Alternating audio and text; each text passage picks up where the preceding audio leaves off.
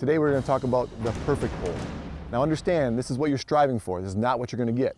This young man hasn't had prolonged exposure to high and tight. We're giving him the ball for the first time and he's going to, let's see what we get out of his hold. So show me how you carry the ball. Oh, look at it, he splits. It's excellent. So he's farther ahead than most athletes that we look at, because most athletes will do the index finger on top. If you watch any NFL guys or really talented guys, you'll see this. Some guys will even go to the cup. All right, we want to strive for the split finger. This is on the steps to being perfect. Now, the other part that we'll teach him, he's never had this before, is you look through the split finger, he doesn't have a perfect X.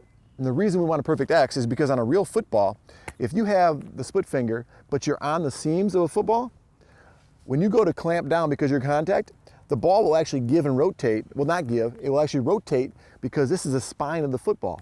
We must learn to teach them what perfect feels like so that way they know when they're in jeopardy.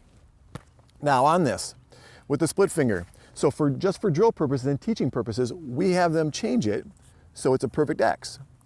That allows them to now register force within the ball, closing the gaps of the wrist and the elbow, and hence giving them force.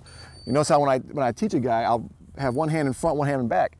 This is simulating the finish technique that we teach, offhand, locking it, and then having force go straight in the body. That's the reason I do that and teach that. But that's over time, they want to try that. So we start and stop every technique and drill like this until they get that. Repetition becomes habit, habit becomes character, and that's what you see, okay?